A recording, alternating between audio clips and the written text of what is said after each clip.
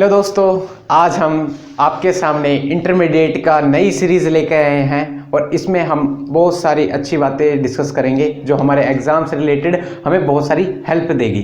ठीक है भाइयों, रिएक्शन इंटरमीडिएट क्या होते हैं सब पता चलेगा। आज के जो लेक्चर है उसमें हम इंटरमीडिएट का इंट्रोडक्शन या थोड़ा बहुत फंडामेंटल पढ़ेंगे और इस लेक्चर में भाइयों कुछ जीओसी के कंसेप्ट यूज होंगे जो हमने जीओसी के कंसेप्ट अच्छी तरह सीख चुके हैं। बस थोड़ा बहुत आपको रिकैप करवाने का काम है क्योंकि आपको फ्लो में ला सके, इंटरमीडिएट में आपको मजा आ सके। इस वजह से इस लेक्चर को मैंने आपके लिए लेकर आया हूँ। ठीक है भाइयों, तो इस लेक्चर में हमें सिर्फ इंट्रोडक्शन और थोड़ा बहुत फंडामेंटल लिखना है कि हम इस इंटरमीडिएट के जो सीरीज में अपना फ्लो बना सके। ठीक है भैया, तो आपको ये क्लियर हो गया रिएक्शन इंटरमीडिएट। अब होता क्या है रिएक्शन इंटरमीडिएट? तो जो रिएक्शन इंटरमीडिएट होते हैं, जो रिएक्शन इंटरमीडिएट होते हैं, जब सुनना मेरे बात, जब रिएक्टेंट प्रोडक्ट बनने की तैयारी करता है, जब रिएक्टेंट प्रोडक्ट बनने की तैयारी करता है तो उस बीच बनते हैं रिएक्शन इंटरमीडिएट, मतलब इंटरमीडिएट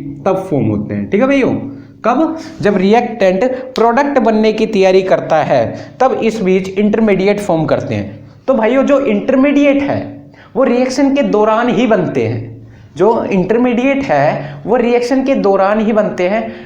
और जो ये इंटरमीडिएट है इनको हम ट्रैप या आइसोलेट करके नहीं रख सकते। They can not be trap या आइसोलेट, ट्रैप्ड या आइसोलेट नहीं कर सकते क्योंकि ये रिएक्शन के दौरान बनते हैं। और ये इसको ट्रैप या आइसोलेट इसलिए नहीं किया जा सकता क्योंकि ये हाईली अनस्टेबल स्पीसीज होती हैं, हाईली अनस्टेबल स्पीसीज होती हैं। ठीक है भाइयों, ठीक है, तो आपको इतना क्लियर हो गया रिएक्शन इंटरमीडिएट क्या होते हैं। रिएक्शन इंटरमीडिएट ये होते हैं जब रिएक्टेंट प्रोडक्ट बनने की तैयारी करता है उस बीच बनता है क्या? इंटरमीडिएट। मतलब ये रिएक्शन के दौरान बनते हैं और इनको हम ट्रैप या आइसोलेट करके नहीं रख सकते क्योंकि ये हाईली अनस्टेबल स्पीसीज होते हैं। तो आपको ये क्लियर हो गया इंटरमीडिएट क्या होते हैं। ठीक है भाइयों, तो इंटरमीडिएट किस किस रिएक्शन में देखे जा सकते हैं? तो दो तरीके रिएक्शन हमने देखे हैं ज्यादातर, एक सिंगल स्टेप रिएक्शन देखी है, एक मल्टीपल स्टेप रिएक्शन देखी है। जो सिंगल स्टेप रिएक्शन में इंटरमीडिएट कभी भी हमें नहीं दिखेंगे और मल्टीपल स्टेप वाली रिएक्शन में हमें इंटरमीडिएट देखा जा सकता है। ठीक है भाइयों, सिंगल स्टेप की रिएक्शनों में हम इंटरमीडिएट को नहीं देख सकते, मल्टीपल स्टेप की रिएक्शन में हम इंटरमीडिएट को देखा जा सकता है। ठीक है भाइयों, अब कैसे इंटरमीडिएट होते हैं उन चीज को मैं एक्सप्लेन करने जा रहा हूं। अब इंटरमीडिएट हमें किस किस टाइप के पढ़ने हैं उस चीज को देखो। कुछ 5 तरीके इंटरमीडिएट को हमें ध्यान देने हैं। पहला जो इंटरमीडिएट है उसका नाम है कार्बोकैटायन, कार्बोकैटायन। दूसरा है carbon free radical, carbon free radical. ठीक है भाइयों, तीसरा है जो कार्बिन है। चौथा है कार्बोएनायन। और जो लास्ट हमें जो पढ़ना है वो है बेंजाइन। इसी के बीच हम नाइट्रीन एक इंटरमीडिएट होता है उसको भी देख लेंगे, टेंशन लेने वाली बात नहीं, कार्बिन के इन्वॉल्व ही होता है इसलिए मैंने अलग नहीं लिखा। हमें बेसिकली 5 को देखना है। अब एक एक करके इनके ऊपर लेक्चर बनेंगे। पहले हम कार्बोकैटायन खत्म करेंगे, कार्बन फ्री रेडिकल, फिर कार्बिन के ऊपर चलेंगे, फिर हम कार्बोएनायन के ऊपर चलेंगे, फिर आखिरी में हम बेंजाइन को डिस्कस करेंगे। ठीक है भैया, कार्बोकैटायन, कार्बोकैटायन क्या होते हैं? जिनके ऊपर positive charge, carbon carrying positive charge. Clear है भाइयों? जैसे दिखा देता हूं, अभी इनके ऊपर डेप्थ स्टडी करनी है, बस थोड़ा बहुत इंट्रोडक्शन है, फ्लो चार्ट समझा रहा हूं कि आपको पढ़ना क्या क्या है। दूसरा है carbon free radical, carbon free radical, free radical single dot odd electron species होती हैं। कार्बीन क्या होते हैं? जिनके पास 2 अनशेयर्ड पेयर ऑफ इलेक्ट्रॉन बच जाते हैं। ठीक है, अनशेयर्ड पेयर ऑफ इलेक्ट्रॉन बच जाते हैं, वो कार्बीन होती हैं। ठीक है भाइयों, और कार्बोएनायन क्या होते हैं? और जिनके ऊपर माइनस चार्ज, एनायन मतलब नेगेटिव चार्ज। ठीक है भाइयों, और एक हमें बेंजाइन को डिस्कस करना है। तो इस लेक्चर में आपको जीओसी से रिलेटेड टर्म थोड़ी बहुत आपको ध्यान में रखनी पड़ेगी जिसे हमें पढ़ना ही पढ़ना है। थोड़ा बहुत आपको फ्लो में लाने के लिए आपको इस लेक्चर को मैंने मोटिवेट किया है। ठीक है, आपको इस चीज को ध्यान रखना है, फिर अपने नेक्स्ट लेक्चर से इन डेप्थ इनके ऊपर डीप स्टडी करने वाले हैं। तो आज हम सिर्फ इस लेक्चर में कार्बोकैटायन को आगे बढ़ाएंगे। ठीक है भैया, तो कार्बोकैटायन के ऊपर क्या है, कार्बोकैटायन कैसी स्पीसीज है, इन चीजों को देखना है। तो भाइयों एक छोटी सी बात और बतानी है, क्या है, देखो इनके अंदर 3 बॉन्ड पाए जाते हैं, carbocation carbon free radical, carbocation और कार्बन फ्री रेडिकल के ऊपर 3 बॉन्ड पाए जाते हैं। ये दोनों कैसी हैं? ट्राइवेलेंट स्पीसीज हैं। ट्राइवेलेंट स्पीसीज, ट्राइवेलेंट स्पीसीज का मतलब क्या हुआ? जिनके पास 3 बॉन्ड होते हैं। और ये जो कार्बन होते हैं हमारे पास, ये डाइवेलेंट स्पीसीज होती है, डाइवेलेंट स्पीसीज। क्लियर हो गया भाइयों? तो ये कुछ आपको बता दिया था मैंने, ठीक है। और ये जो कार्बन होती है वो न्यूट्रल स्पीसीज होती है, न्यूट्रल स्पीसीज होती है, ठीक है। तो भाइयों, और ये भी इलेक्ट्रॉन डेफिशिएंट ही होती है। भाइयों इन सब चीज़ों को कैसे मैंने बताया वो सारी चीज़ मैं एक्सप्लेन करूंगा जब इनको इन डेप्थ पढ़ेंगे। ये तो कुछ फ्लो चार्ट है, किन किन इंटरमीडिएट को हमें स्टडी करना है, क्या करना है, कैसे हमें डील करना है, वो चीज़ आपको मैं समझाऊंगा। बस आपको एक फ्लो चार्ट दिखाना था कि हमें स्टडी क्या करना है। और जो ये रिएक्शन इंटरमीडिएट होते हैं इनको हम ट्रैप या आइसोलेट नहीं कर सकते, ठीक है भाइयों, इनको हम ट्रैप या आइसोलेट बिल्कुल नहीं कर सकते। ये आपको क्लियर हो गया। अब आते हैं बात फॉर एवरी इंटरमीडिएट। अगर हम इंटरमीडिएट को पढ़ते हैं तो हमें क्या क्या चीज पढ़नी है, क्या क्या चीजों पर ध्यान देना है। सबसे पहले common discussion for every intermediate. Her intermediate में हमें कुछ बातें सेम ही पढ़नी है। पहली जो बात है वो है स्ट्रक्चर्स। पहले हम स्ट्रक्चर से रिलेटेड बात करेंगे। दूसरी है स्टेबिलिटी, दूसरी है स्टेबिलिटी, स्टेबिलिटी फैक्टर्स को देखेंगे कि कौन कौन से फैक्टर इनकी स्टेबिलिटी को गवर्न करते हैं। तीसरी है जनरेशन, कि इनको कैसे हम बनाया जा सकता है। और चौथी जो है जनरेट होने के बाद fate of intermediate. Fate of intermediate क्या होता है वो चीज ध्यान दो। जब हमारे पास हमारे इंटरमीडिएट जनरेट हो जाते हैं, तभी तो पहले जनरेशन, जब हमारे इंटरमीडिएट जनरेट हो जाते हैं वो आगे जाकर क्या बनाएंगे, क्या रिएक्शन में कैसे इन्वॉल्वमेंट होगी, वो सारी चीजें हम यहां पे देखेंगे। Fate of intermediate. फिर देखना है reaction involved in intermediate. Reaction involved in intermediate, कौन कौन सी रिएक्शन इंटरमीडिएट में इन्वॉल्व करती है, इंटरमीडिएट, ठीक है। और ये तो हमने देखा कि इंटरमीडिएट किन किन रिएक्शन में इन्वॉल्व करेंगे, और इंटरमीडिएट के हिसाब से कौन कौन सी नेम रिएक्शन है उनको भी हमें डिस्कस करना है। Name reaction involved intermediate. तो कुछ ये सारी बातें हैं जो हमें हर इंटरमीडिएट में पढ़नी है। पहली क्या है? स्ट्रक्चर को डील करना है। स्ट्रक्चर में आ जाती है हाइब्रिडाइजेशन, उनके वैलेंस इलेक्ट्रॉन कितने होंगे, सारी चीजें, वहां पे ज्योमेट्री क्या होगी, ये सारी चीजें हम डील करेंगे। स्टेबिलिटी फैक्टर, कौन कौन से स्टेबिलिटी फैक्टर, जैसे मेसोमेरिक स्टेबलाइजिंग फैक्टर लग जाए, रेजोनेंस स्टेबलाइजिंग फैक्टर लग जाए, हाइपर कंजुगेशन स्टेबलाइजिंग फैक्टर लग जाए, इंडक्टिव फैक्टर लग जाए, मतलब ये सारे फैक्टर हैं क्या क्या, ये कैसे इनके ऊपर स्टेबिलिटी फैक्टर लाई करेगी, वो सारी चीज हमें देखनी है।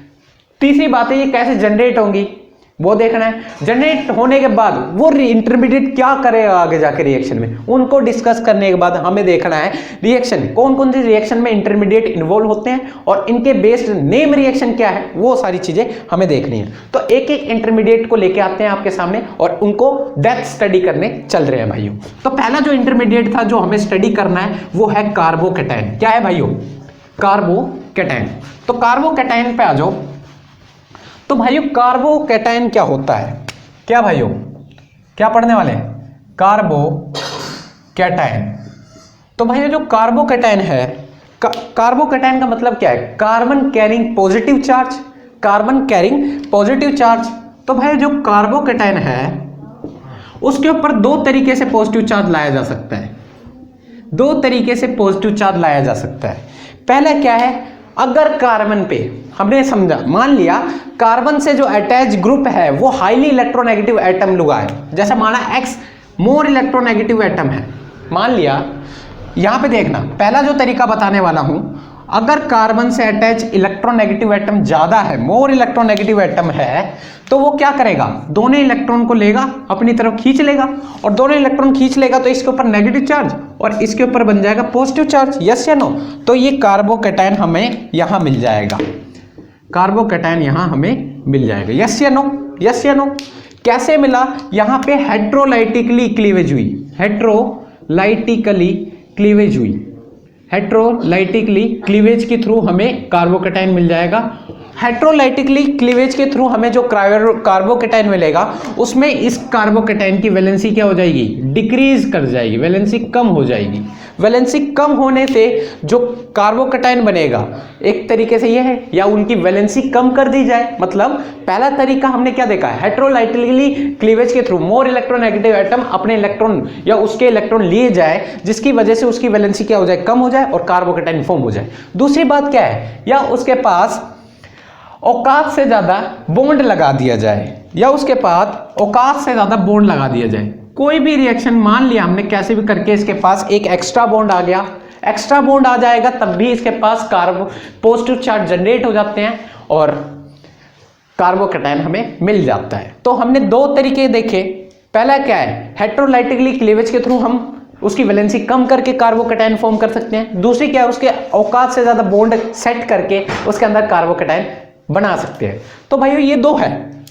तो पहले के लोग इसको बोलते थे कार्बेनियम आयन, कार्बेनियम आयन, और इसको बोलते थे कार्बोनियम आयन, कार्बोनियम आयन।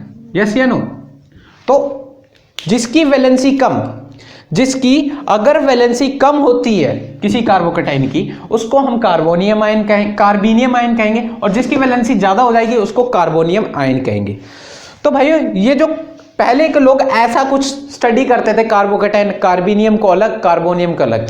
तो भाइयों जो ये कार्बोनियम कार्बोकेटाइन है, कार्बोनियम वाला, ये रेयर केस में फॉर्म करेगा भैया, बहुत ही रेयर केस में मिलेगा, रेयर केस है भाइयों। तो इन सभी चीज को ये रेयर केस में स्टडी करना है। बेसिकली हमें एग्जाम से रिलेटेड हमें सिर्फ इन्हीं पे ध्यान देना है, एग्जाम से रिलेटेड इन्हीं पे ध्यान देना है। ये रेयर केस में फॉर्म होते हैं। पहले के लोग इनको ऐसे डिवाइड करते थे, कार्बेनियम आयन, कार्बोनियम आयन, अलग अलग पढ़ते थे भाइयों। पर आईयूपीएससी पर ये जो कार्बोनियम आयन है वो रेयर केस में फॉर्म होते हैं। तो फिर इसी वजह से आईयूपीएससी कहती है अब हम इनको कार्बोकेटाइन में ही पढ़ लेंगे, मिक्सअप पढ़ेंगे। तो आ जाओ, हमें कार्बोकेटाइन को इन डेप्थ पढ़ना है। तो भाइयों देखो, एक और केस बन सकता है, फिर अपने कार्बोकेटाइन को आगे बढ़ाते हैं। जो हमें एग्जाम से रिलेटेड पढ़ना है उन चीजों को देखेंगे।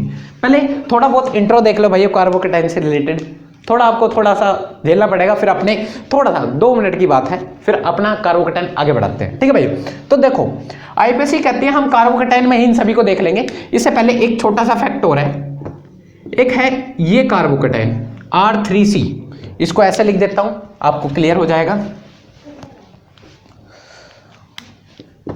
RCR और इसके ऊपर पॉजिटिव। एक कार्बोकेटाइन है R double bond C single bond H के ऊपर पॉजिटिव, और एक कार्बोकेटाइन है R ट्रिपल बॉन्ड C के ऊपर positive, C triple bond C और R के ऊपर पॉजिटिव। A, B और C दोनों ही कार्बोकेटाइन है, तीनों ही कार्बोकेटाइन है या नहीं है भाइयों? तो ये जो कार्बोकेटाइन है इनको हमें जनरली स्टडी करना ही करना है। ठीक है भाइयों? जनरली हमें इन्हीं को ही स्टडी करना है, घबराने वाली बात नहीं है। पर बात बोलोगे भैया ये भी तो कार्बोकेटाइन है, ये कार्बोकेटाइन sp3 हाइब्रिडाइज्ड है, ये sp2। इसको थोड़ा ध्यान देखना भैया। देखो भैया तीनों कार्बोकेटाइन है, तीनों कार्बोकेटाइन में ये 2 कार्बोकेटाइन है, ये जो 2 कार्बोकेटाइन है ये रेयर केस में बनते हैं, बड़े ही रेयर केस में बनते हैं। ठीक है भाइयों? ये 2 कार्बोकेटाइन जो हैं बड़े ही रेयर केस में बनते हैं। इनको किस लिए रेयर केस में बनते हैं, इनको ज्यादा, ये बहुत ही रेयर केस में बनते हैं, इनको हम स्टडी करेंगे रेयर चांसेस में। पहले हमें तो जनरली हमें इनको इन पे ध्यान देना है। ये रेयर केस में किस लिए बनते हैं, क्योंकि क्या है, ये जो डबल बॉन्ड है और ये ट्रिपल बॉन्ड है, डबल बॉन्ड और ये ट्रिपल बॉन्ड की इलेक्ट्रोनेगेटिविटी ज्यादा होती है नहीं होती? ये ज्यादा इलेक्ट्रोनेगेटिव एटम है। और इलेक्ट्रोनेगेटिव एटम क्या होता है, इलेक्ट्रोनेगेटिविटी का मतलब क्या होता है, tendency to attract shared pair of electron, और इनके इलेक्ट्रॉन कोई लेके चला जाए ऐसा तो जल्दी इजीली हो नहीं पाता। इसलिए वजह से इनके पास जो कार्बोकेटाइन है, ऐसे कार्बोकेटाइन फॉर्म रेयरली होते हैं, इजीली नहीं फॉर्म कर सकते। इसी वजह से ये रेयर केस में ही डिस्कस होंगे। ठीक है भाइयों?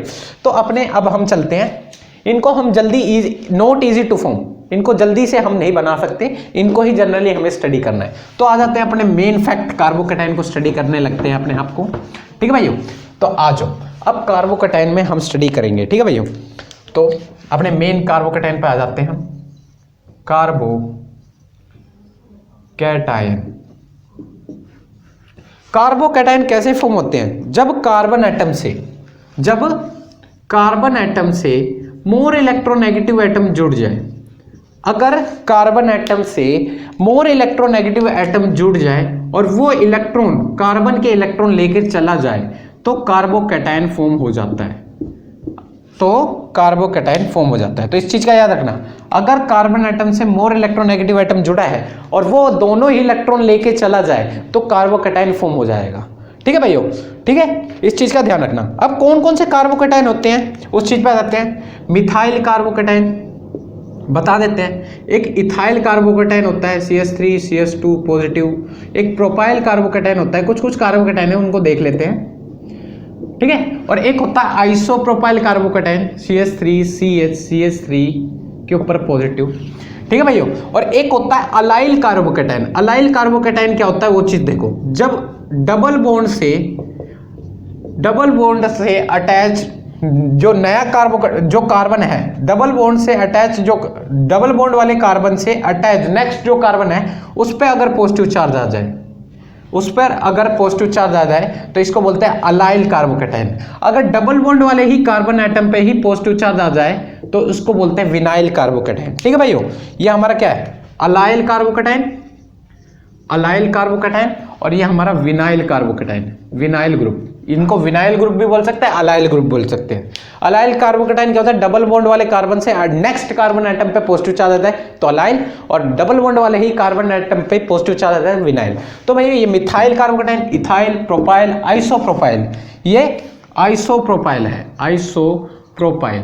और ये अपना प्रोपाइल है कार्बोकैटायन, प्रोपाइल कार्बोकैटायन। यहां कार्बोकैटायन लिख लेना भाइयों, कार्बोकैटायन। ठीक है भाइयों, चलो ये इथाइल कार्बोकैटायन हो गया और ये हमारा मिथाइल कार्बोकैटायन हो गया।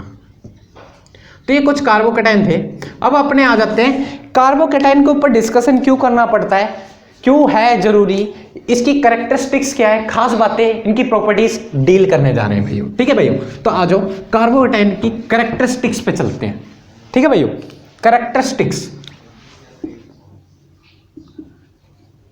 तो भाइयों कार्बोकैटायन की कैरेक्टरिस्टिक्स ये है, देखना। कार्बोकैटायन तो फॉर्म होना हमें पता चल गया कि कार्बन एटम से जुड़े एटम अगर इलेक्ट्रोनेगेटिव एटम है वो अपने दोनों ही इलेक्ट्रॉन लेके चला जाए तो हमारे कार्बोकैटायन फॉर्म हो सकते हैं। तो जो ये कार्बन एटम है, कार्बोकैटायन है, इसके पास कितने वैलेंस शेल में कितने इलेक्ट्रॉन होते हैं? 2 4 6 6 इलेक्ट्रॉन होते ही नहीं होते, 6 इलेक्ट्रॉन इन वैलेंस शेल। और इनकी वैलेंसी क्या होती है? कम होती है, 6 इलेक्ट्रॉन इन वैलेंस शेल। इसी वजह से क्या होती है, ये इलेक्ट्रॉन डेफिशिएंट होते ही नहीं होते, इलेक्ट्रॉन डेफिशिएंट। और इलेक्ट्रॉन डेफिशिएंट होने वाली चीज को हम इलेक्ट्रोफाइल बोल सकते हैं, hence it is electrophile. Yes या नो? जो इलेक्ट्रॉन डेफिशिएंट स्पीसीज होते हैं वो इलेक्ट्रॉन लविंग स्पीसीज होते हैं, यस या नो? तो इलेक्ट्रोफाइल बोल सकते हैं, इलेक्ट्रोफाइल।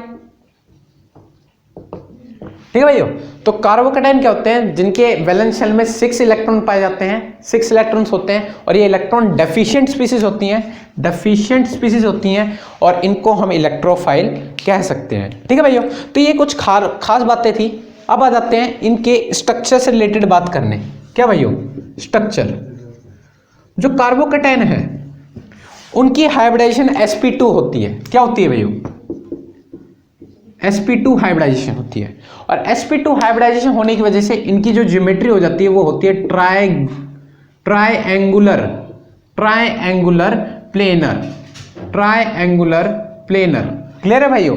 इनकी जो ज्योमेट्री होती है वो क्या होती है? Triangular planar. कैसी होती है वो चीज देख लो। ट्रायंगुलर प्लेनर ज्योमेट्री कैसी होती है वो चीज देख लो।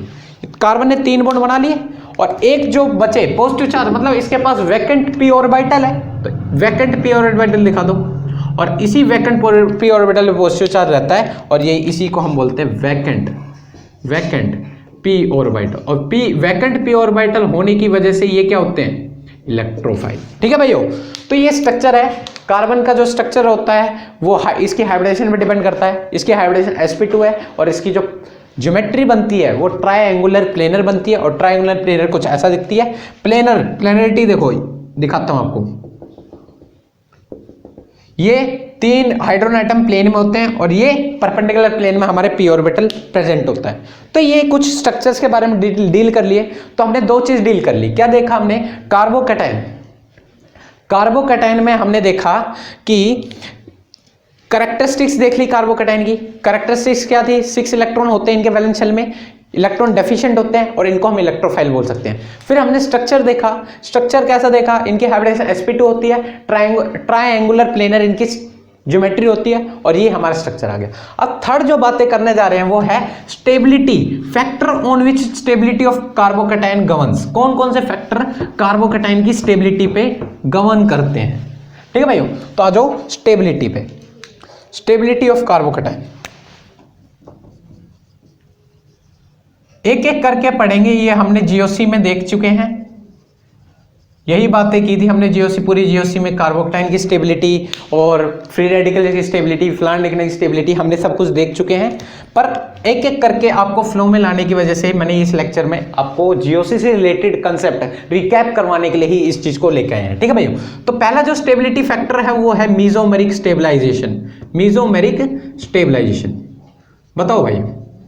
तो देखो, अभी हमने बातें करी थी, अभी हमने बातें करी हैं, जैसे हमारे पास ये है CH3O CH2 के ऊपर पॉजिटिव, CH3O CH2 के ऊपर पॉजिटिव।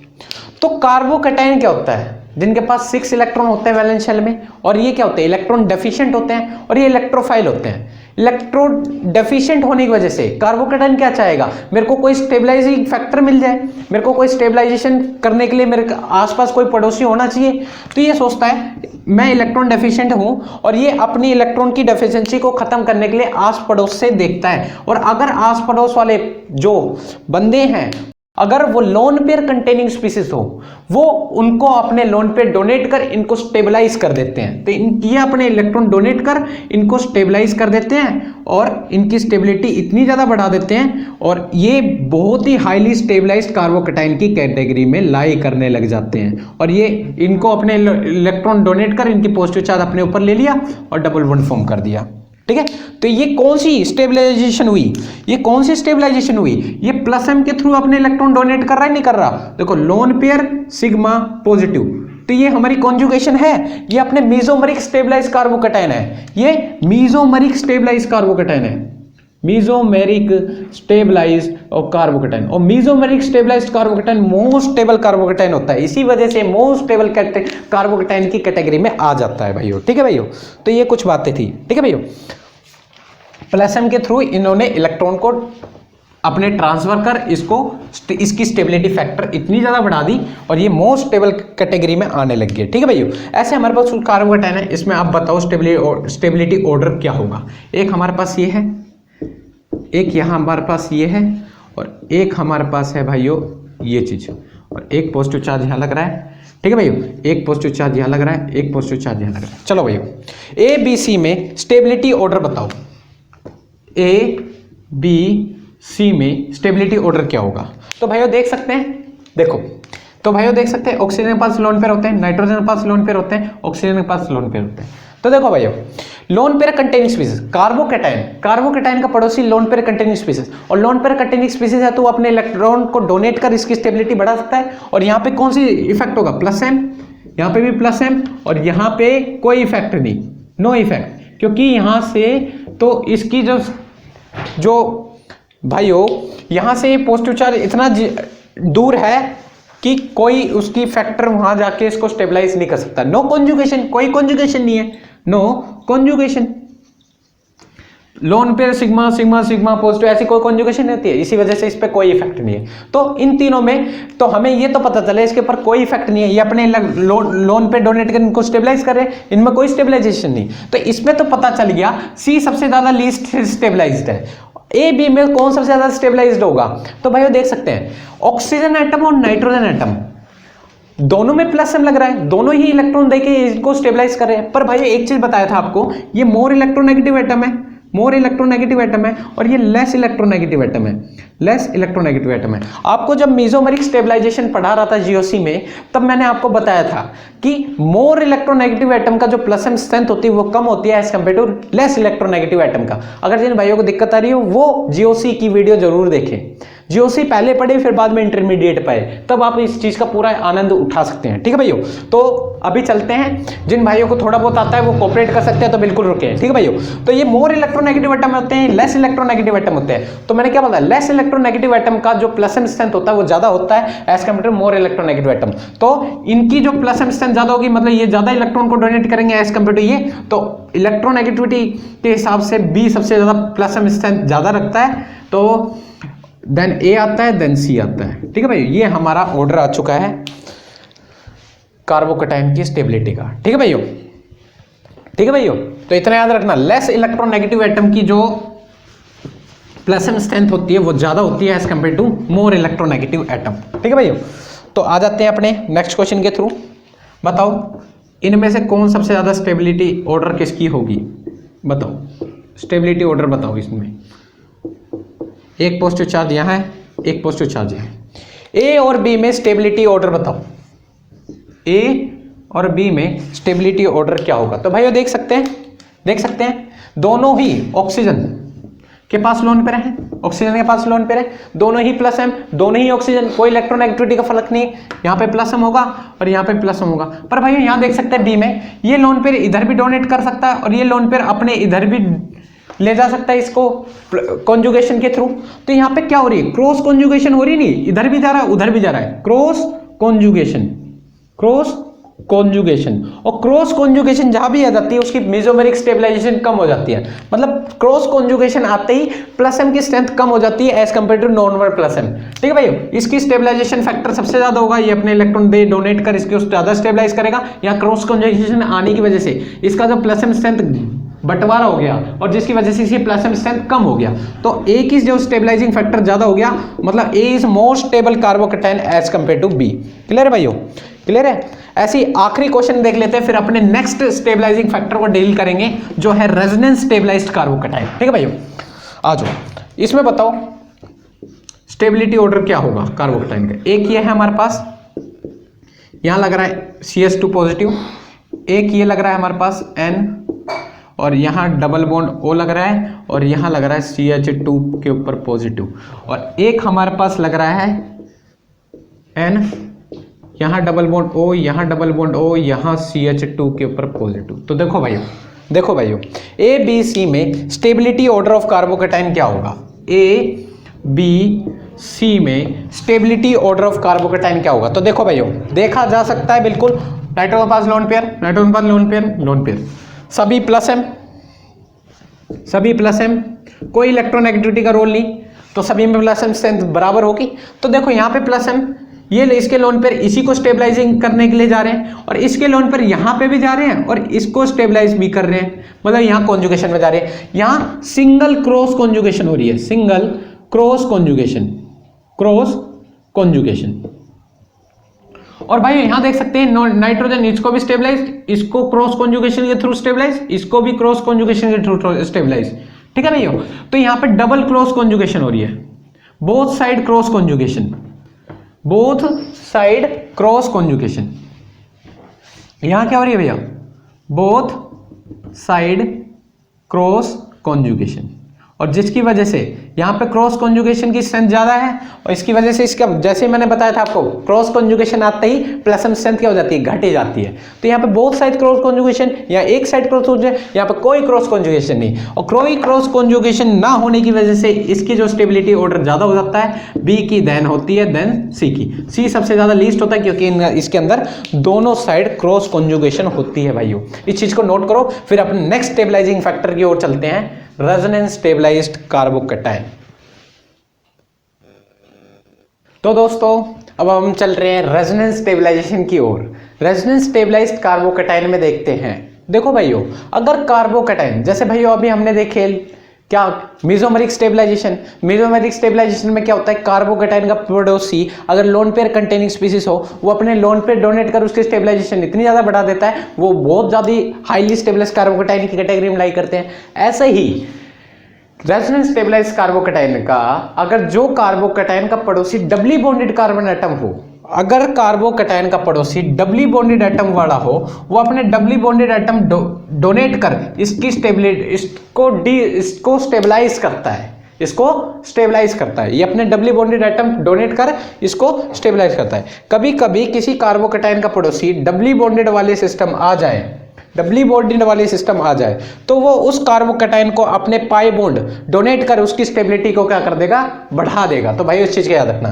तो ये यहाँ पे बढ़ाएगा तो कुछ ऐसा स्ट्रक्चर बनेगा, डबल बॉन्ड उधर शिफ्ट हो जाएंगे, पॉजिटिव चार्ज इधर जाएगा, मतलब इसको डीलोकलाइज कर रहा है। और डीलोकलाइजेशन जितनी ज्यादा उतनी ज्यादा क्या हो जाएगी, कार्बोकैटायन की स्टेबिलिटी बढ़ जाएगी। तो भाई यहाँ पे देखो एक यहाँ पर पाई बॉन्ड शिफ्ट हुआ तो कुछ ऐसा स्ट्रक्चर बनेगा, एक बार पाई बॉन्ड यहाँ शिफ्ट हुआ तो कुछ ऐसे स्ट्रक्चर बनेगा, पॉजिटिव चार्ज यहाँ जाएगा, डबल बॉन्ड यहाँ, एक बार और पाई बॉन्ड यहाँ शिफ्ट होगा और पाई बॉन्ड एक बार और शिफ्ट होगा तो कुछ ऐसा स्ट्रक्चर बनेगा आपके पास पॉजिटिव चार्ज। तो यहाँ पे 3 बार डीलोकलाइजेशन या 2 बार डीलोकलाइजेशन, तो ए और बी में ज्यादा स्टेबल कौन कार्बोकैटायन होगा, जिसमें सबसे ज्यादा डीलोकलाइजेशन। तो इतना याद रखना, मोर स्टेबलाइजेशन कब होगी, जब मोर डीलोकलाइजेशन होगी, मोर डीलोकलाइजेशन। तो इतना याद रखना, जितनी ज्यादा delocalization of charge, more delocalization of charge, more stability. तो ए और बी में सबसे ज्यादा स्टेबल कौन हो जाएगा, ए कम स्टेबल हो जाएगा, बी ज्यादा स्टेबल हो जाएगा, क्योंकि बी में डीलोकलाइजेशन ज्यादा है। अब आते हैं नेक्स्ट क्वेश्चन के ऊपर, इनमें स्टेबिलिटी ऑर्डर क्या होगा। तो देखो भैया ए बी सी में स्टेबिलिटी ऑर्डर क्या होगा, ये डबल बॉन्ड यहां शिफ्ट होंगे, पॉजिटिव चार्ज यहां जाएगा, फिर क्या होगा, ये डबल बॉन्ड यहां शिफ्ट होंगे, पॉजिटिव चार्ज यहां जाएगा, फिर डबल बॉन्ड यहां शिफ्ट होंगे, पॉजिटिव चार्ज यहां जाएगा, मतलब यहां जगह पॉजिटिव चार्ज आएगा। ये डबल बॉन्ड यहां शिफ्ट होंगे, पॉजिटिव चार्ज कहां आएगा, यहां आ जाएगा, ठीक है भाइयों। और फिर ये डबल बॉन्ड और कहीं शिफ्ट नहीं होंगे, क्योंकि इसके पास कोई सिग्मा सिग्मा सिग्मा सिग्मा कोई डीलोकलाइजेशन नहीं है, ये सिर्फ पॉजिटिव चार्ज यहीं आएगा, ठीक है भाइयों, इस चीज का याद रखना।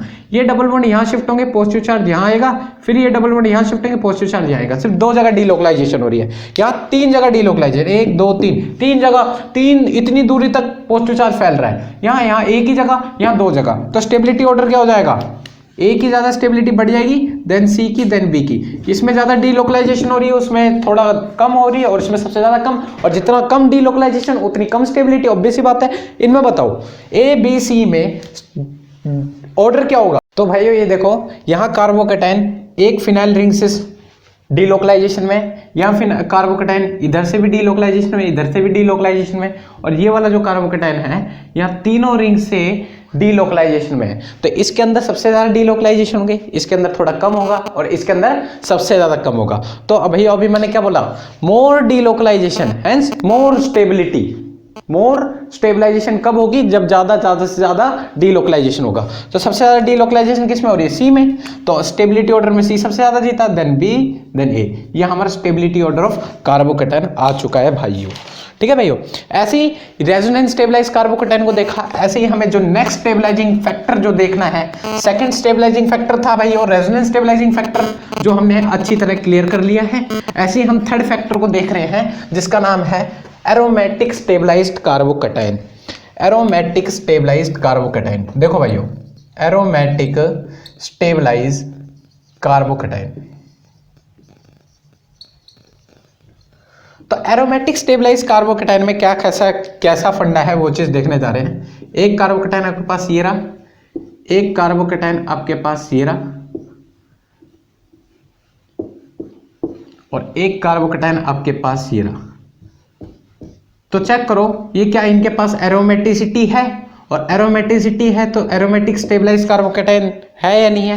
तो तीनों में ही एरोमेटिक स्टेबलाइज्ड कार्बोकैटायन देखा जा सकता है। कैसे पता किया मैंने, तो आ जाओ पहले आपको बताते हैं, फिर बाद में कंपैरिजन करना बताएंगे, ठीक है भैया। ए बी और सी में तीनों में देखो एरोमेटिक स्टेबलाइज्ड कार्बोकैटायन है। देखो साइक्लिक है, कॉन्जुगेटेड है, प्लेनर है, और कितने पाई इलेक्ट्रॉन्स है, सिर्फ 2 पाई इलेक्ट्रॉन्स ही है। यस या नो। जिन भाइयों को एरोमेटिसिटी को चेक करना, जज करने में दिक्कत आ रही होगी, एरोमेटिसिटी का लेक्चर देखे जीओसी में जाकर, एरोमेटिसिटी 01 जीओसी सर्च मार देंगे, अपने आप आपके पास आ जाएगी वीडियो, और उसको जरूर देखें, फिर बाद में इस चीज को करने में मजा आएगा आपको। चलो जिन भाइयों को आता है वो चीज यहाँ पे आ जाए और देखें। साइक्लिक है, कॉन्जुगेटेड है, प्लेनर है, 2 पाई इलेक्ट्रॉन्स है, तो ये एरोमेटिक है, एरोमेटिक है। ये भी साइक्लिक है, कॉन्जुगेटेड है, प्लेनर है। और कितने पाई इलेक्ट्रॉन, 2 2 4 2 6 और 6 पाई इलेक्ट्रॉन वाले सिस्टम भी क्या होते हैं, 4n+2 पाई इलेक्ट्रॉन है इनके पास, ऑब्वियस सी बात है 6 पाई इलेक्ट्रॉन है, 6 पाई इलेक्ट्रॉन है, तो ये कंपाउंड एरोमेटिक है या नहीं है, एरोमेटिक है। ये हमने बिल्कुल अच्छी तरह सीख ली है जीओसी में। ऐसे आ जाओ यहाँ पर, साइक्लिक है, कॉन्जुगेटेड है, प्लेनर है, ये लोन पेयर है, ये डीलोकलाइजेशन में पार्ट करें तो ये लोन पेयर काउंट होंगे पाई इलेक्ट्रॉन में, 2 2 4 और ये 2 लोन पेयर, एक लोन पेयर है, ये 6 पाई इलेक्ट्रॉन्स भी है, ये भी एरोमेटिक है। तीनों ही एरोमेटिक स्टेबलाइज कार्बोकेटाइन है। अगर किसी कार्बोकेटाइन में एरोमेटिसिटी स्टेबलाइजेशन मिलती है, अगर एरोमेटिसिटी स्टेबलाइज कार्बोकेटाइन हमें दिखता है, वो भी स्टेबलाइजेशन में अच्छा खासा स्टेबिलिटी मिलती है इसको, ठीक है भाइयों। ये तीनों के तीनों ही मोस्ट स्टेबल कार्बोकेटाइन है, ठीक है भाइयों। ऐसे आ जाते हैं, ऐसे आ जाते हैं anti aromatic stabilize carbocation, anti aromatic stabilize carbocation. तो एरोमेटिक देख लिया, ऐसी एंटी एरोमेटिक, एरोमेटिक या फिर एंटी एरोमेटिक दोनों एक साथ ही देख लेते हैं। Anti aromatic stabilization, aromatic and anti aromatic stabilization कैसे, देखो 2 कार्बोकेटाइन लेके आता हूं आपके सामने, एक ये है, ठीक है भाइयों, और एक कार्बोकेटाइन हमारे पास ये है, बोरोन स्पीसीज लिया है यहाँ पर बीच में, और यहाँ पॉजिटिव चार्ज। तो देख सकते हैं साइक्लिक है, कॉन्जुगेटेड है, प्लेनर है, और कितने पाई इलेक्ट्रॉन है, सिर्फ 4 पाई इलेक्ट्रॉन्स है, ठीक है भाइयों। यहाँ पे भी साइक्लिक है, कॉन्जुगेटेड है, प्लेनर है। बोरोन के पास एक अनहाइब्रिड पी ऑर्बिटल होता है, इनके पास कोई रोल पे मतलब इसके वैकेंट पी ऑर्बिटल होते हैं, जिसकी वजह से यहाँ कॉन्जुगेशन हो पाती है। तो इनके पास सिर्फ 4 पाई इलेक्ट्रॉन होते हैं, और 4 पाई इलेक्ट्रॉन वाले सिस्टम क्या होते हैं, anti aromatic, anti aromatic, anti aromatic, ठीक है भाइयों। तो ये दोनों के दोनों क्या है, लीस्ट स्टेबलाइज्ड है, क्योंकि एंटी एरोमेटिक सिस्टम क्या होते हैं, लीस्ट स्टेबलाइज्ड होते हैं, लीस्ट स्टेबलाइज्ड, या इनको बोल सकते हैं हाईली अनस्टेबलाइज्ड स्पीसीज, ठीक है भाई, हाईली अनस्टेबलाइज्ड कार्बोकेटाइन। तो आपने देख लिया एरोमेटिक और anti aromatic stabilization. Aromatic stabilised carbocation ज्यादा स्टेबल होते हैं as compare to anti aromatic stabilization, ठीक है भाइयों। कंपैरिजन हम नेक्स्ट लेक्चर में इनको आप बिल्कुल अच्छी तरह से कंपैरिजन सीख लेंगे। अब आ जाते हैं थर्ड जो स्टेबलाइजिंग फैक्टर है, थर्ड जो स्टेबलाइजिंग फैक्टर है उनको देखने से पहले एक चीज ये देख लो, aromatic stabilise, aromatic stabilised carbocation हुए तो मोस्ट स्टेबल होंगे, ठीक है, ये चीज नोट कर लो, अभी देख भी लिया हमने। और एंटी एरोमेटिक स्टेबलाइज कार्बोकेटाइन हुए, एंटी एरोमेटिक स्टेबलाइज कार्बोकेटाइन हुए वो सबसे ज्यादा लीस्ट स्टेबल होंगे, ठीक है भाइयों। तो अब अपने नेक्स्ट स्टेबलाइजिंग फैक्टर की ओर चल रहे हैं, जो है hyper conjugating stabilized carbocation, hyper conjugating stabilized carbocation, hyper conjugating, ठीक है भाइयों, हाइपर कॉन्जुगेटिंग स्टेबलाइज्ड कार्बोकेटाइन। तो इसमें क्या होगा, अल्फा हाइड्रोजन को चेक करने पड़ेंगे, जितनी ज्यादा अल्फा हाइड्रोजन एटम उतनी ज्यादा हाइपर कॉन्जुगेटिंग स्ट्रक्चर, और जितने ज्यादा हाइपर कॉन्जुगेटिंग स्ट्रक्चर उतना ज्यादा चार्ज का डीलोकलाइजेशन, और जितना ज्यादा चार्ज का डीलोकलाइजेशन उतना ज्यादा क्या हो जाएगी, स्टेबिलिटी ऑफ कार्बोकेटाइन बढ़ जाएगी। तो भाई इसी चीज पे ध्यान देना है, ठीक है। तो इस चीज को नोट कर लो, मोर अल्फा हाइड्रोजन मोर हाइपर कॉन्जुगेटिंग स्ट्रक्चर मतलब मोर डीलोकलाइजेशन होगी, ऑब्वियस सी बात है, हमने सीख लिया है जीओसी के अंदर कैसे डीलोकलाइजेशन होती है हाइपर कॉन्जुगेशन के through, hence more stability, hence more stability, hence मोर स्टेबिलिटी। तो हमारा पूरा ध्यान क्या है, किस पे होगा, हमें चेक करना है जितने ज्यादा अल्फा हाइड्रोजन, जितने ज्यादा अल्फा हाइड्रोजन उतनी ज्यादा स्टेबिलिटी। तो आ जाओ भाइयों, इसमें बताओ CH3 CH2 के ऊपर, CH2 के ऊपर पॉजिटिव, एक ये है हमारे पास कार्बोकेटाइन, एक हमारे पास है सिंपल ऐसा कार्बोकेटाइन। ए और बी में स्टेबिलिटी ऑर्डर बताओ, ए और बी में स्टेबिलिटी ऑर्डर बताओ। तो भाइयों देख सकते हैं ए में अल्फा कार्बन कौन सा है, ये अल्फा कार्बन है, और इसमें ये अल्फा कार्बन है। इस अल्फा कार्बन के पास 2 अल्फा हाइड्रोजन है, और इस अल्फा कार्बन के पास 3 अल्फा हाइड्रोजन है। और जितने ज्यादा alpha hydrogen, more alpha hydrogen, more delocalization and more stable. इसके पास ज्यादा अल्फा हाइड्रोजन है या नहीं है, अल्फा हाइड्रोजन इसमें ज्यादा है तो इसमें ज्यादा डीलोकलाइजेशन होगी एज कम्पेयर टू इसमें। तो बी इज ग्रेटर देन ए, ठीक है भाइयों, बी इज ग्रेटर देन ए, ऐसे एक नेक्स्ट क्वेश्चन है, उसमें बताओ स्टेबिलिटी ऑर्डर क्या होगा। एक ये है आपके पास कार्बोकैटायन, एक कार्बोकैटायन आपके पास ये है, एक कार्बोकैटायन ये है भाइयों आपके पास, और एक कार्बोकैटायन आपके पास है भाइयों ये। तो बताओ ए बी सी में स्टेबलाइजिंग फैक्टर बताओ, ए ज्यादा स्टेबल होगा बी या सी, तो बताओ भाई। तो देख सकते हैं इसके पास ये अल्फा कार्बन, इसके पास ये अल्फा और इसके पास सिर्फ ये अल्फा कार्बन। तो बताओ अल्फा कार्बन के पास कितने हाइड्रोजन, ये वाला अल्फा है तो 3 2 5 2 7, 7 अल्फा हाइड्रोजन होंगे ही नहीं होंगे, 7 अल्फा हाइड्रोजन। इस पे ये अल्फा, इस पे ये पॉजिटिव चार्ज है तो ये भी अल्फा हुआ, 3 2 5 ये वाला अल्फा, इस पे तो ये सिर्फ, अरे देखो भाई एक चीज गड़बड़ी होगी, ये वाला अल्फा तो चेक करना है, इस पॉजिटिव चार्ज के साथ यही अल्फा है तो ये 3 बॉन्ड बना चुका है, सिर्फ एक अल्फा हाइड्रोजन है या नहीं है इसके पास, सिर्फ 3 बॉन्ड बना चुका है ये वाला कार्बन, 3 बॉन्ड बना चुका है, एक ही वैलेंसी खाली हुई तो एक अल्फा हाइड्रोजन होंगे इसके पास 7 अल्फा हाइड्रोजन है, 3 2 5 2 7, ठीक है 7 अल्फा हाइड्रोजन। इस वाले पॉजिटिव चार्ज के पास सिर्फ ये है, इसके पास भी कितने अल्फा हाइड्रोजन है इसके पास, और इसके पास एक और अल्फा कार्बन है, इसके पास एक और अल्फा कार्बन है, एक अल्फा हाइड्रोजन यहां से, एक यहां से, मतलब इसके पास सिर्फ 2 अल्फा हाइड्रोजन है, और इसके पास कितना है, एक अल्फा हाइड्रोजन।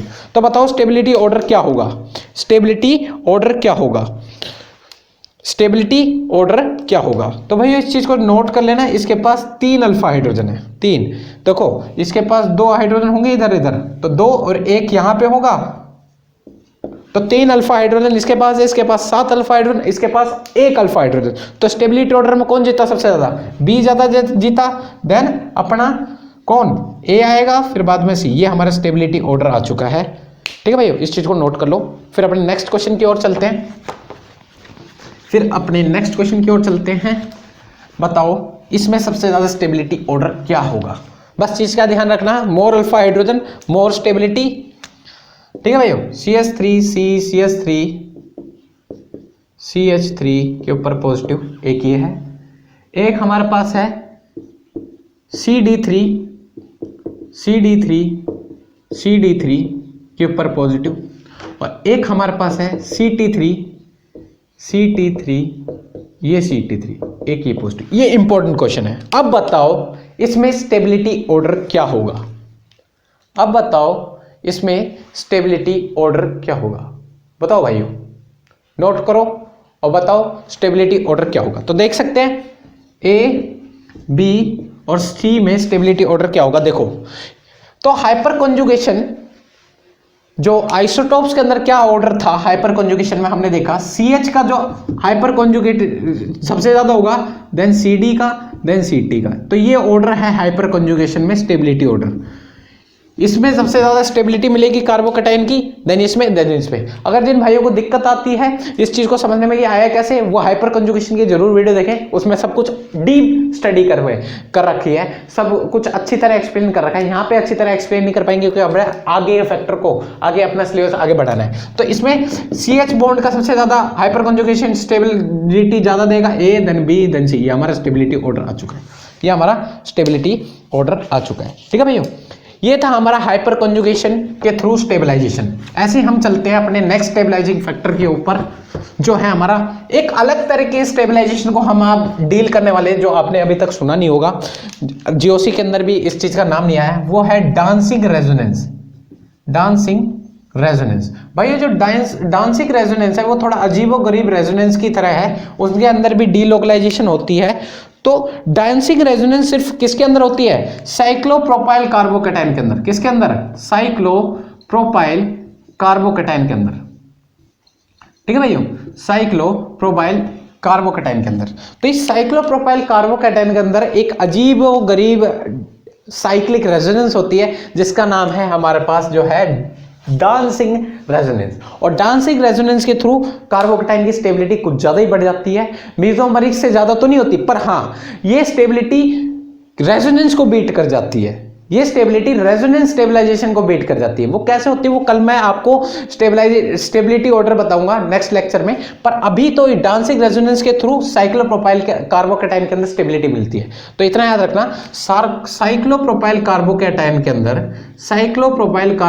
के अंदर कुछ डांसिंग रेजोनेंस का फैक्ट होता है, ये कुछ अजीबोगरीब रेजोनेंस होता है जिसकी वजह से यहाँ पे इसकी स्टेबलाइजिंग फैक्टर बहुत ज्यादा बढ़ जाता है। तो इतना याद रखना, जितने ज्यादा साइक्लोप्रोपाइल ग्रुप उतने ज्यादा साइक्लिक रेजोनेंस ज्यादा होगी, मतलब उतना ज्यादा डांसिंग रेजोनेंस, ऑब्वियस सी बात है स्टेबिलिटी बढ़ जाएगी। ठीक है भाई, आ जाओ इसमें बताओ, एक आपके पास है ये ग्रुप, एक आपके पास ये है, और एक आपके पास ये है, और एक आपके पास ये है, और एक आपके पास ये है, और एक आपके पास ये है। एक पॉजिटिव चार्ज ये रहा, एक पॉजिटिव चार्ज ये रहा, और एक आपके पास ये ग्रुप है, यहाँ पे एच लगा रहा है, यहाँ पॉजिटिव है। तो ए बी सी में स्टेबिलिटी ऑर्डर बताओ, ए बी सी में स्टेबिलिटी ऑर्डर बताओ, ए बी सी में स्टेबिलिटी ऑर्डर हो। तो इसके अंदर सबसे कम डांसिंग रेजोनेंस होगा, इसके अंदर थोड़ा ज्यादा होगा। इसके अंदर तीनों तरफ साइक्लोप्रोपाइल ग्रुप लग रहे हैं, और साइक्लोप्रोपाइल ग्रुप में अजीबोगरीब, मतलब एक अजीब तरीके की डांसिंग रेजोनेंस होती है, उसकी वजह से साइक्लोप्रोपाइल कार्बोकैटायन सबसे ज्यादा। तो 3 डिग्री साइक्लोप्रोपाइल कार्बोकैटायन, ये 2 डिग्री देन 1 डिग्री, तो 3 degree cyclopropyl carbocation, tertiary cyclopropyl carbocation की स्टेबिलिटी सबसे ज्यादा होगी, देन बी की, देन सी की। ठीक है भैया, जितने ज्यादा डांसिंग रेजोनेंस उतने ज्यादा स्टेबिलिटी ऑर्डर। ठीक है भैया, ऐसे अपने नेक्स्ट स्टेबलाइजिंग फैक्टर के ऊपर चलते हैं, जो ब्रिज्ड कार्बन एटम आ जाए, ब्रिज्ड कार्बन एटम। तो इससे पहले ब्रिज्ड कार्बन एटम से पहले हमें एक और चीज पढ़ लेते हैं जो हमें हेल्प देगा, वो है इंडक्टिव स्टेबलाइजेशन। छोटा सा ही है, देख लेते हैं। इस सब चीजों को हम देख चुके हैं, इसलिए ज्यादा इस चीज को डीप में नहीं लेके जा रहा, क्योंकि हमने जीओसी में इन्हीं चीज को हमने ज्यादातर इन सभी चीजों पे ध्यान दिया है। ठीक है भैया, तो इसलिए आपको ज्यादातर आती होगी, जिन्होंने जीओसी देखी होगी, नहीं देखी होगी तो आपको थोड़ा बहुत पता ही होगा, ऑब्वियस सी बात है, इंटरमीडिएट पढ़ रहे हो।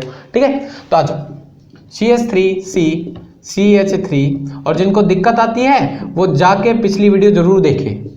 ठीक है भैया, ऐसे चलते हैं, CH3H के ऊपर पॉजिटिव, एक आपके पास है CH3CH2 और इसके ऊपर पॉजिटिव। ए बी सी में स्टेबिलिटी ऑर्डर बताओ, ए बी और सी में स्टेबिलिटी ऑर्डर क्या होगा। तो देख सकते हैं ए बी सी में स्टेबिलिटी ऑर्डर का फैक्ट ये होगा। तो देखो, इसमें ये प्लस आई इफेक्ट, ये प्लस आई ग्रुप, इसमें ये प्लस आई ग्रुप होगा ही नहीं होगा। मिथाइल ग्रुप प्लस आई ग्रुप होता है, यहाँ पे भी प्लस आई, यहाँ पे भी प्लस आई, और यहाँ पे प्लस आई, यहाँ पे भी प्लस आई, इधर प्लस आई होगा। तो इसके अंदर एक प्लस आई ग्रुप है, 2 प्लस आई ग्रुप है, 3 प्लस आई, और 3 प्लस आई ग्रुप की इसके इलेक्ट्रॉन की डेंसिटी ज्यादा बढ़ा देंगे और इसकी स्टेबिलिटी और ज्यादा बढ़ेगी। यहाँ 2 तरफ से इलेक्ट्रॉन की डेंसिटी बढ़ रही है और यहाँ एक तरफ से, 3 तरफ से इलेक्ट्रॉन की डेंसिटी जहां बढ़ रही है उसकी स्टेबिलिटी ज्यादा होगी, ए की, देन बी की, देन सी की। यह हमारा इंडक्टिव के थ्रू स्टेबलाइजेशन हो गया, यह हमारा इंडक्टिव के थ्रू स्टेबलाइजेशन हो गया। ठीक है भैया, यह हमारा इंडक्टिव के थ्रू स्टेबलाइजेशन हो गया। ठीक है, ऐसे इंडक्टिव के थ्रू बताओ, ऐसी इंडक्टिव के थ्रू एक इंपॉर्टेंट क्वेश्चन बताता है। इसमें बताओ, यहां CD3 ग्रुप आ जाए, यहां CD3 ग्रुप आ जाए, और यहां आ जाए CD3 ग्रुप। ठीक है भैया, और यहां हमारे इस कार्बोकैटायन पे भी एक CT3 ग्रुप आ जाए, यहां पे भी एक CT3 ग्रुप आ जाए, और यहां पे हमारा CT3 ग्रुप आए। अब बताओ, ये इंपॉर्टेंट क्वेश्चन बन गया। ठीक है भाइयों, तो इसमें बताओ स्टेबिलिटी ऑर्डर क्या होगा कार्बोकैटायन का। तो हमने पढ़ा था इंडक्टिव इफेक्ट के अंदर Ct का जो इंडक्टिव इफेक्ट ज्यादा होता था देन CD का, देन CH का। तो स्टेबिलिटी ऑर्डर यही बढ़ाएंगे। सबसे ज्यादा स्टेबिलिटी ऑर्डर किसमें होगी, ट्रीशियम वाले ग्रुप में। तो A, B और C में स्टेबिलिटी ऑर्डर क्या होगा, तो C की सबसे ज्यादा स्टेबिलिटी होगी क्योंकि टर्शियरी ग्रुप की जो इंडक्टिव पावर सबसे ज्यादा है, देन B की, देन A की। अब बोलोगे हाइपर कंजुगेशन में उल्टा हो जाता है केस। ठीक है भैया, जिन भैया को डेप्थ में पढ़ना है वो इंडक्टिव इफेक्ट की जरूर वीडियो देखें, जीओसी में सब कुछ अच्छी तरह एक्सप्लेन कर रखा है। ठीक है भैया, अपने नेक्स्ट स्टेबलाइजिंग फैक्टर की ओर चल रहे हैं। इंडक्टिव स्टेबलाइजेशन आपको क्लियर हो चुका है। ठीक है भाई, अब अपने नेक्स्ट स्टेबलाइजिंग फैक्टर चलते हैं जो है ब्रिज्ड कार्बोकैटायन का केस है, जो ब्रिज्ड कार्बोकैटायन का केस है, ब्रिज्ड कार्बोकैटायन। तो आ जाओ, तो भाई जो ब्रिज्ड कार्बोकैटायन है जैसे ये, तो इसमें थोड़ा आपको ध्यान में रखना है। एक कार्बोकैटायन पॉजिटिव चार्ज यहां है, तो भाइयों देखो, आपको मैंने बताया था जब ब्रिज्ड हेड मतलब ब्रिजिंग एटम आपको पढ़ा रहा था मेसोमेरिक स्टेबलाइजेशन में, तो आपको बताए थे ये जो एटम होते हैं वो ब्रिज्ड हेड होते हैं। ये ब्रिज्ड हेड होता है, अपना ब्रिज्ड हेड होता है।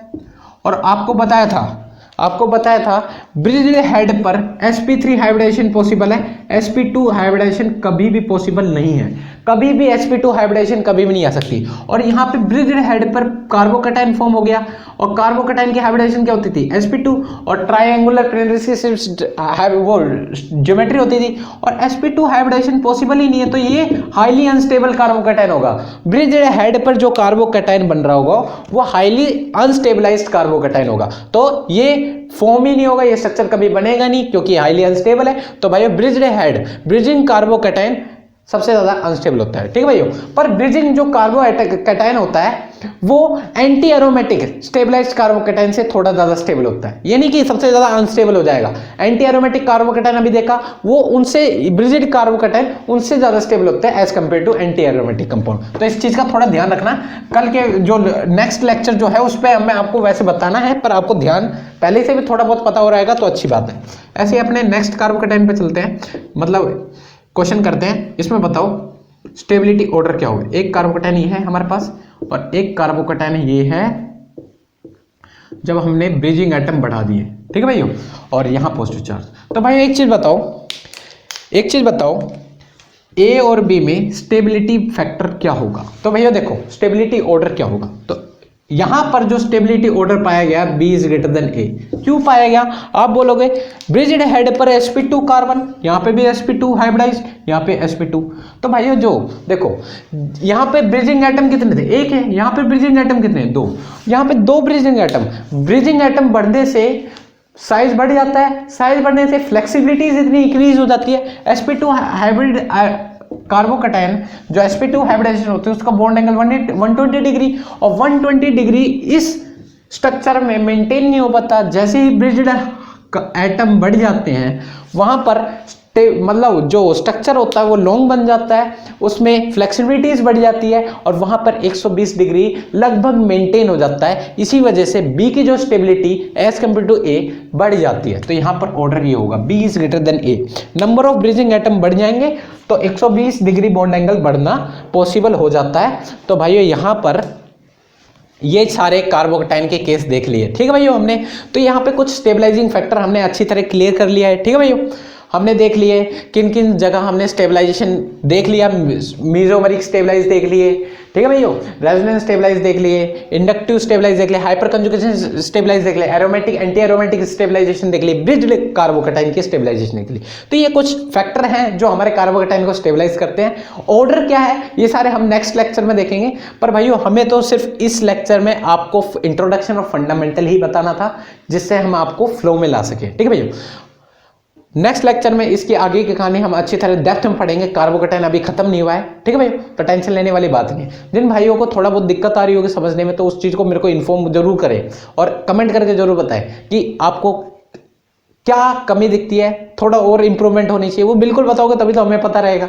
चलो आगे की सीरीज अच्छी चलेगी, आई होप आप इस सीरीज का आनंद जरूर उठाओगे, ठीक है भाइयों। तो आज का लेक्चर यहीं समाप्त करते हैं।